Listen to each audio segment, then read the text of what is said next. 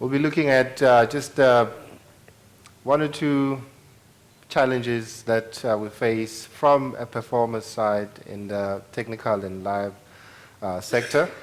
In considering the challenges, it's interesting in this industry of ours that because of the lack of regulation or the absence completely of regulation in a number of areas, once you start to look at challenges, you can write a Bible on challenges. From technical issues on stage, in studio, rights management, dealing with session musicians in the studio, dealing with collection societies, managing royalties, publishing, protecting the industry from international interests that just come to exploit and not pay taxes in the local markets, and the list just goes on and on and on. After all, most of the work that is done behind the scenes by all the skilled technical people is shown off when we put the speaker on stage, the performer on stage, the pastor on stage, or on screen. So all that we do ends up with the performance that we put on stage. My name is Mr. Gibbons. I go by the name Don Dada. I am a multi-platinum award-winning hip-hop artist. Also the official Viva Mandela artist of 2017. I also do online radio, publishing, and a whole host of other things.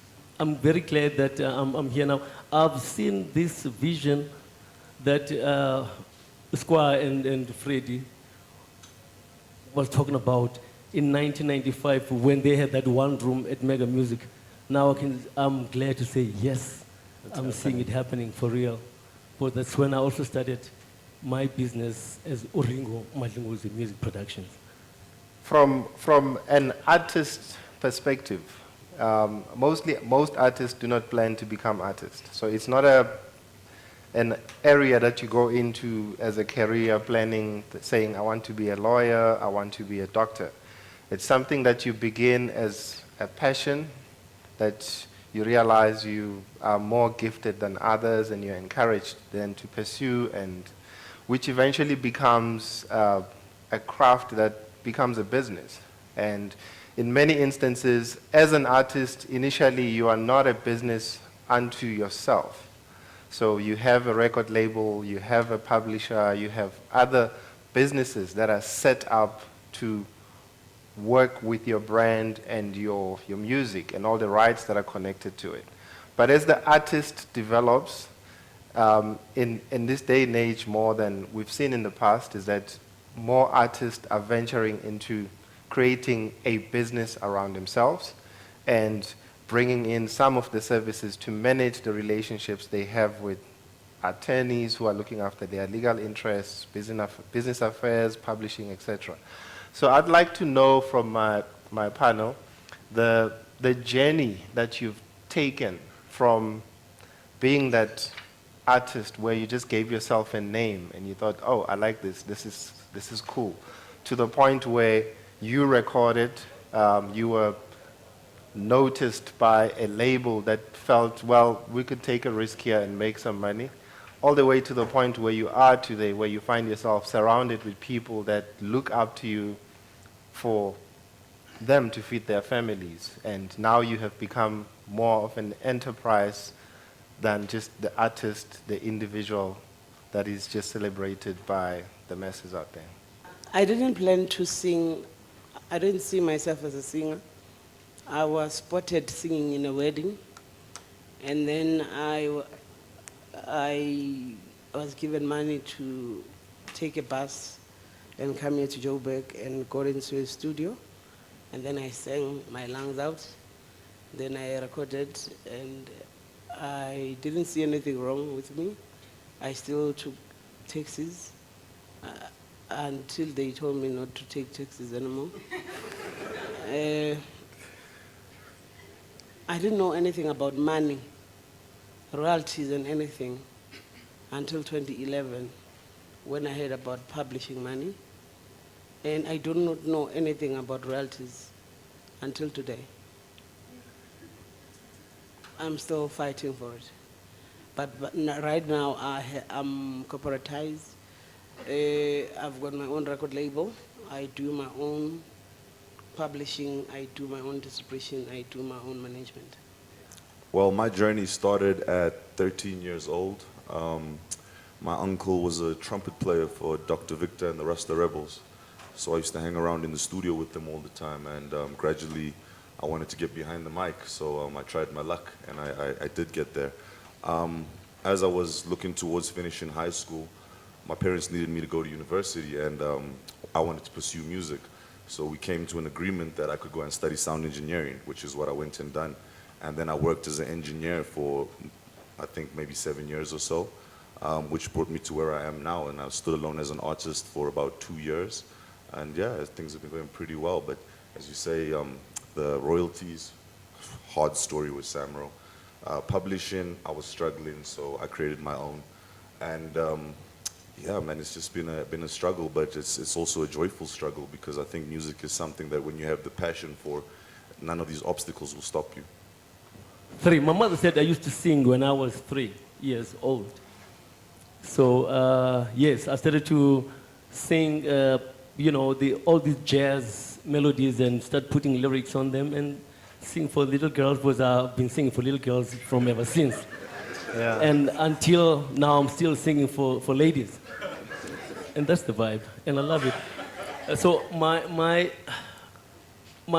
life is I've been a singer, I've been an artist. Now China ya lwele. I've been you know, when I finished my standard 10, I entered Shell Road to Fame. And I came to Johannesburg. I never went back home, because I knew that life as a musician was here. And early 90s, that one, let's not mention. Because when the guys went back, I didn't have friends and anyone here in Johannesburg, so I stayed in the park station for like 5 days. I lied that I you know, at home that I had a place, until Malcolm Khobata, my cousin, saw me and said, hey, when shall I open? Then I said, hey, no, what, no, come. Anyway, up until I recorded the first album is Uvugani Ringo. I met Uskwa 1995, 6, and he taught me one thing, that listen, you must own everything that is about your song. Hence, I own all my songs. I was lied to by saying that nothing like that is happening. No artist own their songs. But because Graham told me that it is possible, I said, no. I'm going to pay for my songs, and I'm going to license them to you. And up until 2 years back, when all that deal was finished, I said, bring me back all my songs. I still own all my songs. And my kids will own the songs when I die, you know, the whole thing is. And sure, definitely, and I'm glad that I met people like the late Ken Sampatwa, Graham Gilfillan, when they were starting the NISA Business Services with Upra Freddy. Okay, so yeah, we hear a story of you know, humble beginnings to learning and understanding what the business is about. I'd like to touch on the side of people. You know, as an artist grows, usually you start off backing, just using backtracks and with just you on stage. And as you develop as an artist, then you add a few elements there, you know, guitar, keys, drummer. Eventually you have a full set on stage where you could even put specific lights on your rider, which are programmed to go with your performance, and, you know, certain other technical aspects that go into that. I would just like to know how your journey has been from that first cousin who thought they could play bass and, you know, setting up the people, and how you're able to compete. As we know, at times it's difficult to retain some of the good people who not only perform with you, but perform with other performers as well. And at times, other gigs might be more attractive to them to go to on the same date that you have, and just the human side of the people that you've worked with in the band that you've worked with, not showing up for rehearsals, being late at gigs. Yeah. I came to Johannesburg with my fellow Guguletwians, like people from Cape Town. I call them Abasi Gugs and Nyanga East. We're all young, fresh, and with 8 packs, getting on stage, doing flipping, and all that, back flips and all that on stage because we were fit and everything. When we used to perform for others, I don't want to mention names because you know these guys. We will fight because there is a beautiful, pretty girl looking at me singing because, everyone who is looked at is the one that sings in front. So while I'm singing, the bass player, oh, here he goes again. Oh my God. I would be, hit by, the head of the bass. Like, that's my girl.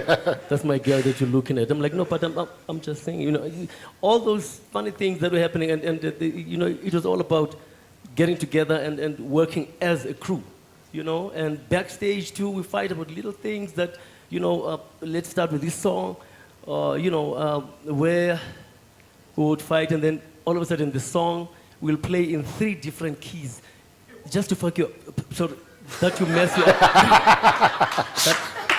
that you, just to mess you up somehow, and I'll start the song, and then when I get the key, I'm like, okay, but this is the wrong key. But anyway, I'm a vocalist. I will get into it. While I'm getting on it, it changes down again. I'm like, okay, what's going on? And but to me, that was all about learning, to think on my toes and work, and it helped me a lot. Yeah. They think that they were messed up with me, but I learned a lot from that. Okay. I was a bit lucky with it because it's hip hop. There wasn't really a band, so it's more like your crew that you move with. And the problem that I was having is that dudes were just not serious. Like, I was doing this as a career, as something that I want to feed my family off. And for other guys, it's a hobby or a way to pick up girls. And of course, your paths, you're going to disagree at a certain point in time. I separated from them. I went my own way. I think where I learned professionalism is actually through a company with CCA. They put me with the Mautela Queens. I mean, that's 50 years in the industry worth of experience right there. So that also taught me, like, if you want to do this and you want longevity in this, then you have to be really, really serious and dedicated to it.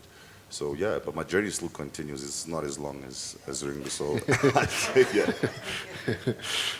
The problem starts when they see your invoice.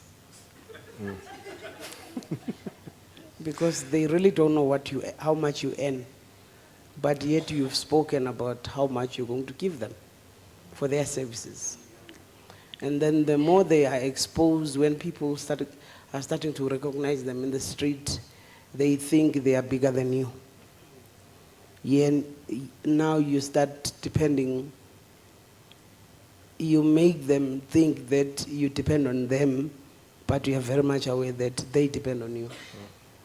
And when it comes to that, it's very difficult to work with people who cannot keep their end of the bargain.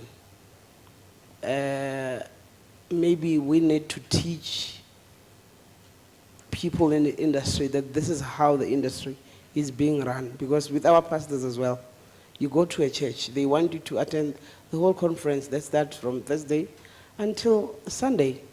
And the pastor will say, God bless you. And I will say, no, I'm blessed, Pastor. Don't bless me again. You called me because I'm blessed. It's money. It's in the word of God. Money answers everything under the earth. Amen.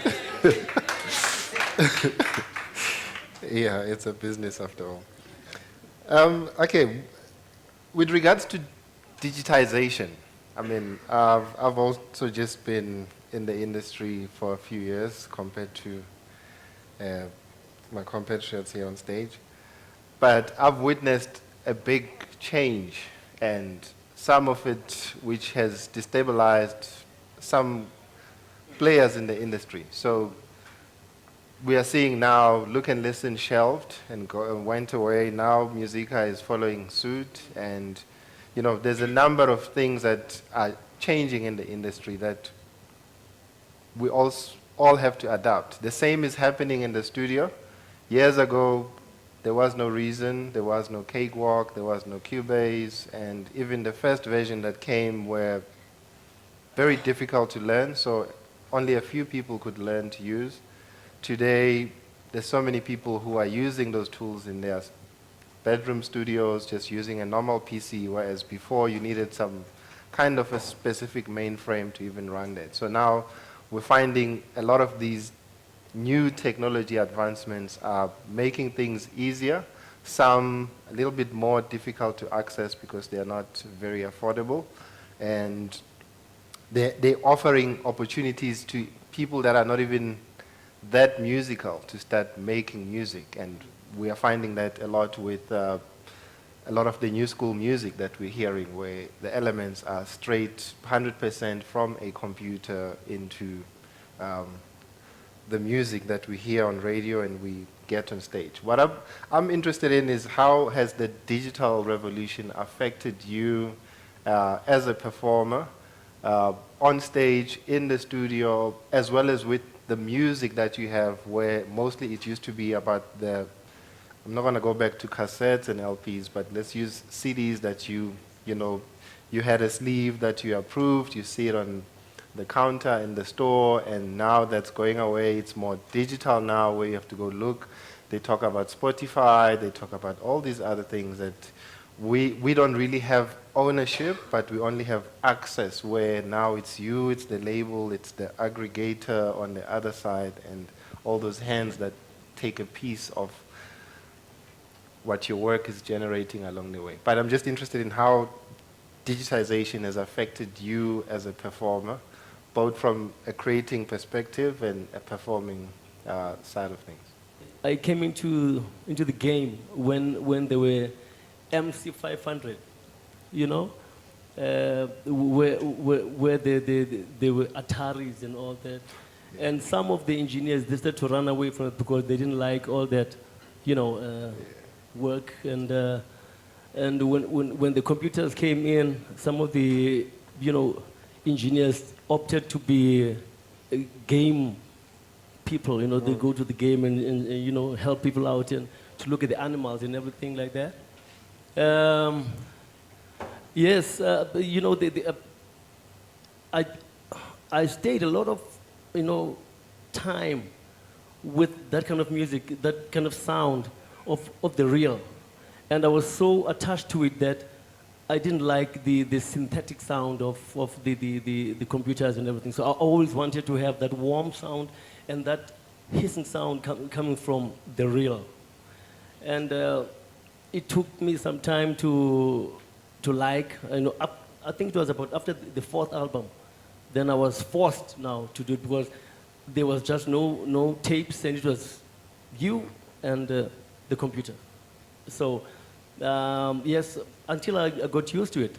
But at first I was very much, I didn't like it basically, And also now that this whole fourth revolution, having to have these, Spotify, I think it was Texify, Spotify, and iTunes, Google,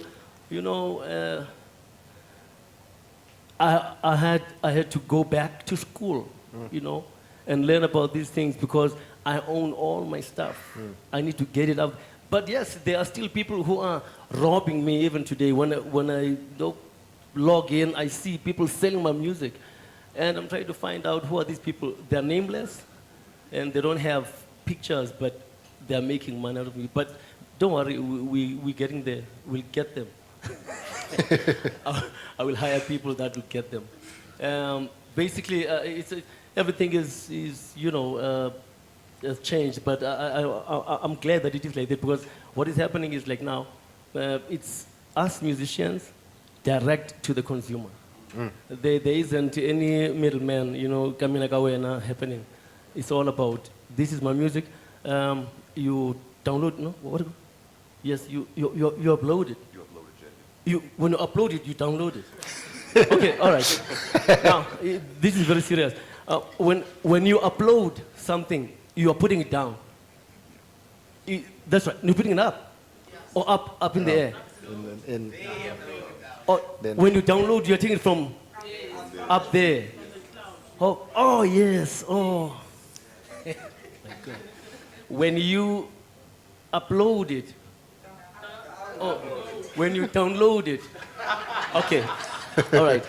Whatever it is, like now, I can do all my music and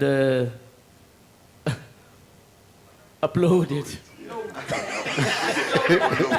Just load it. Yeah? Load it. I just load it, yes, for sure.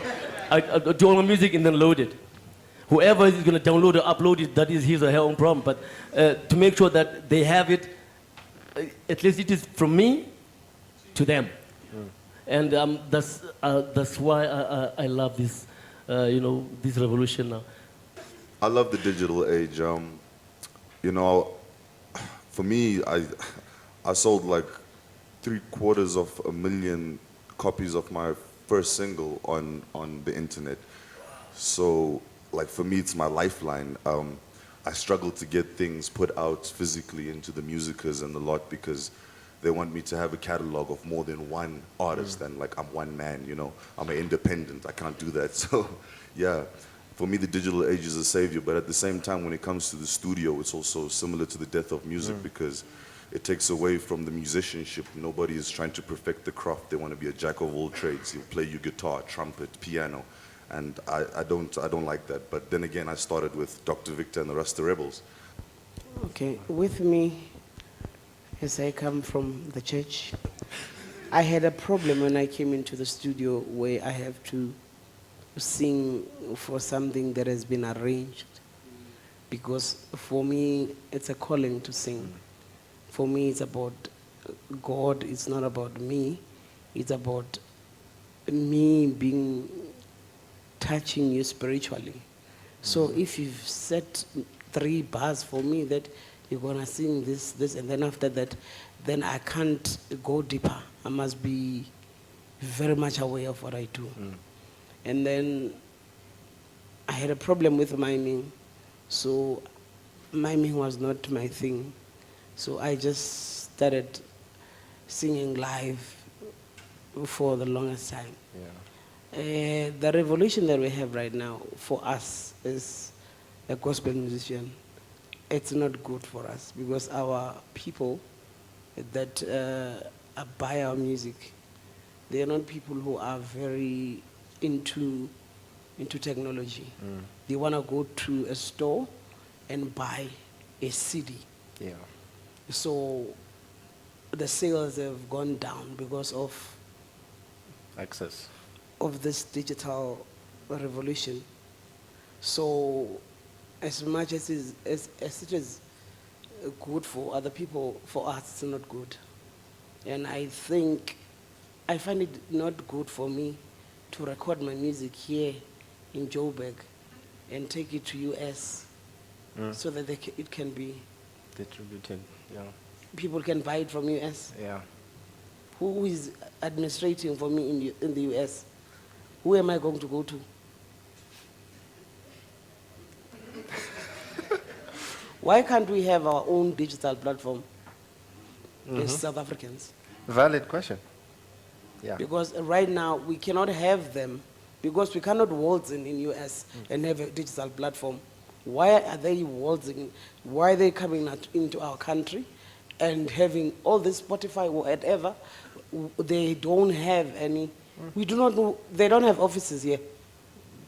They don't pay taxes here. They don't pay taxes here. But we take our music to them. But we do not know where they are. Yeah. It's a very sensitive matter in that we have access to systems in this industry that we don't own any piece of. We just have access, and almost 100% of that access is on their terms. It's not on our terms. It's either you're in it the way they want you, or you're just not. So from YouTube to iTunes to Spotify, Google Play, I mean, all of them. So we're just catching on, but we need to get to a stage where we create our own. And we need the legislations that will help us to protect our own so that that becomes the de facto or the default platform that's used by everyone. But at this stage, we are just that industry that is the orphan in the family, because it takes 10 years just to get government listening to a number of things. And once you go to arts and culture, they spend 2 years looking at something. On the third year, they tell you, oh no, this is for DTI to look into. And then once you head to DTI, you spend another year or two.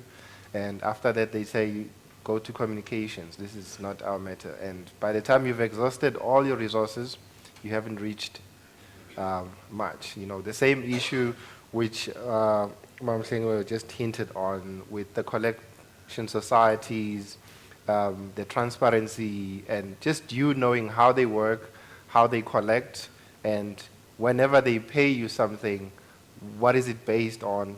Can I scrutinize the statement? Who do I need to contact? We've got collection societies here who exist for the benefit of artists, but the artists don't even know who's the CEO in that office. That's how they are filtered away. And once you have a query, you don't even know what's the phone number, what's the email address, and who do you ask questions to. And it's a big problem. But it's not going to be solved by anybody else but us, the people involved in it. And there is work happening in the background by a number of organizations, but it's a battle that's taken a while, and it looks like it's still got a few miles ahead. But there is a ton of work that's happening. We have a technical rider that we send to the people who will be dealing with the sound. And everything else within that, the stage plan and everything, and also the sound, the specs of everything. Now, when we get there, we will do some, line check and everything, make sure that at least we have, but we always come with our own engineer, so that he is in front and doing the front of house and making sure that we sound the best way possible.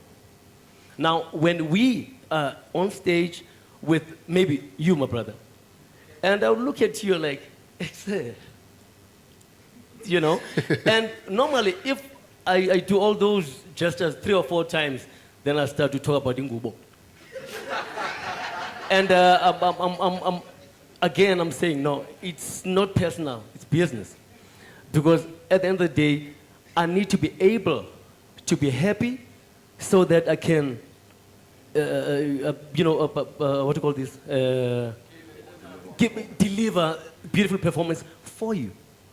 The tone and everything. You see, if you can bring in just my voice with none of those effects. In fact, I don't like effects. If I can have my voice as clear as possible, that is the best thing you can do for me. My engineer will make sure that I sound perfect out there, So, if you know your graphic and everything, definitely you will make sure that the voice is at least clear.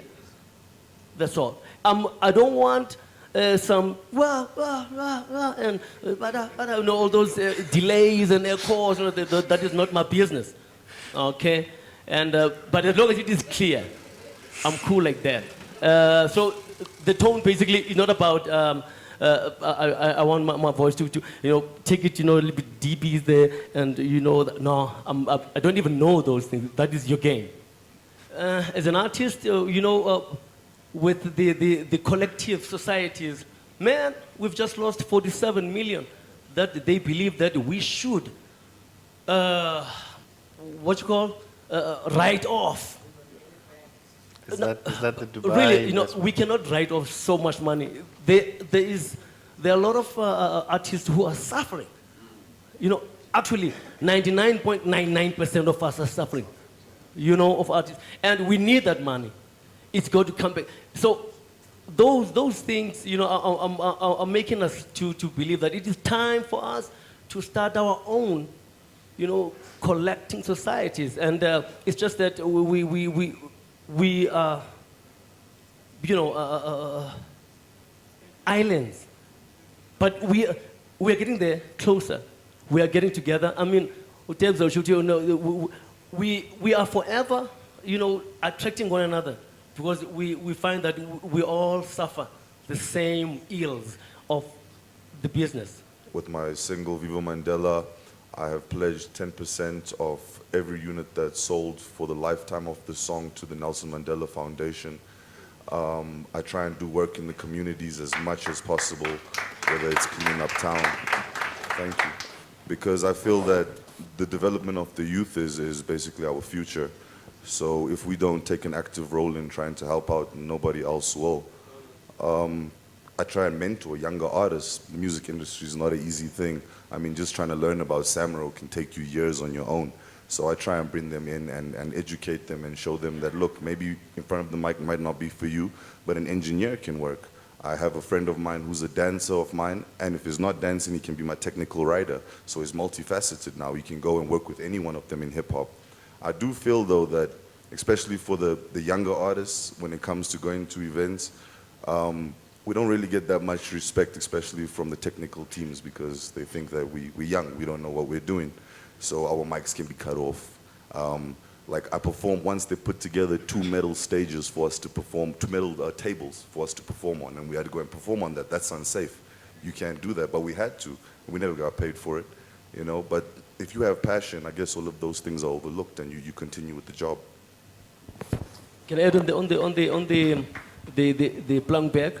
On the 25th of this month, I'm working with Kunle Ayo, the guitarist from Nigeria, and we are doing a show at the Lyric. Now, that show, all the money that we make, we're going to buy instruments for young artists that have been chosen around Soweto and Israel, so that they will come and play our songs, and we'll interact with them, and whatever money will be done on that show, they go get the, you know, buy instruments. So that is part of what we do.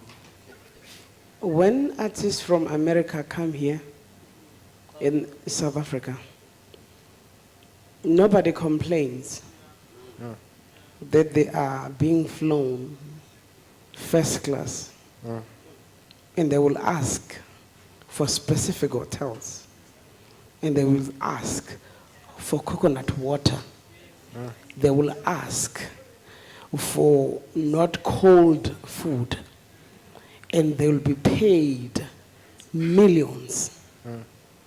And they will ask me as Hlengiwe Mhlaba to come and share the stage, because the very same person from America cannot even fill up the place. They need me to be there, but yet they will never pay me even his return ticket. I think it's about time. I'm tired. I'm not sick. I'm tired to be trampled upon by other people in my own backyard. Unless as artists, we stand up and we say no to this. The problem with us as artists, we think with our stomach, not with our minds. So as long as we think with our stomachs, not with our minds, we will always talk, and then we will not walk the talk. I was taught by someone here in this room that you can think whatever that you want. Once you say it, stand for it. So whatever that I say, I stand for it. Whatever I said with Samro, I'm standing, I'm not fighting. I'm not depending on anyone. If you want to join, you join. If you don't want to join. And an idea, there is one brother who asked and said, if you have an idea is a form of a capital. That's your capital. That's your idea. You don't need government to do it.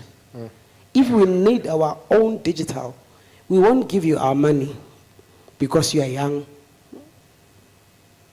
Information is information. You're being young. If your idea is not, it's just an idea, anybody can do it. We won't give you our money. But I'm willing to put my money for that. I won't wait for anyone. There's a number of organizations that start off with good intentions, but as many as we keep starting them, we end up with silos where everyone is pushing their own agenda and we become a segregated industry. So there are lessons to be learned. However, in my own view, I feel regulation, mainly from the statutes that we don't have, is what would help us begin to protect our industry. Because I could start any other digital platform, it could have all the nice bells and whistles. I'm starting some 10, 15 years behind iTunes, which is locked to all the devices that are fancy that the young people are using, which means I'm already at a disadvantage if I can't get it to work on an iPhone, which is something that they would be making sure that they keep me out of it because it's a competing item. So there's a number of regulations that we need to at least fight and make sure that they're in place. The same as you find in other countries, that if you spend a certain amount for an international act, you have to invest a similar amount on a local act.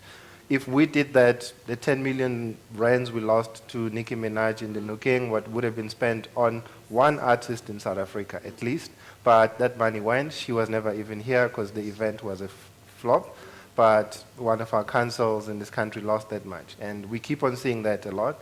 If we had some guidelines and regulations that says you can't do this unless you are doing that, we would be starting off somewhere.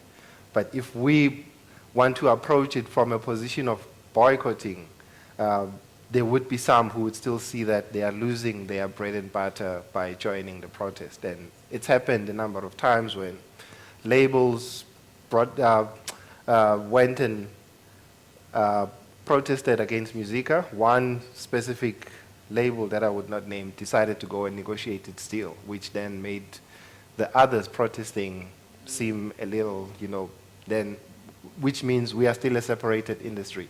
So let's petition and get the right laws in place. Let's protect our industry. The likes of Samro in this day and age, it's digital. A number of things happening there should just be visible digitally.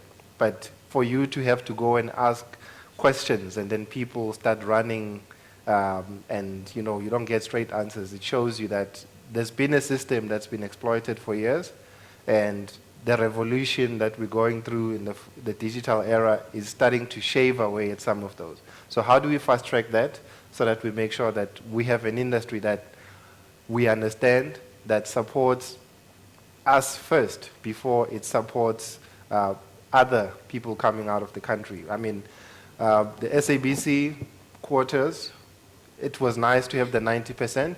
It was terribly implemented, but to just wash it away and pretend like it was the worst thing that ever happened, it's a disaster for us as the local industry, because we're back with certain stations that are up to 90-something% international content, with all those royalties being pumped to countries that do not even pay any royalties to South Africa and have never. So it should be a collective effort where we get the right laws in place and make sure that it supports us first before it supports international interest.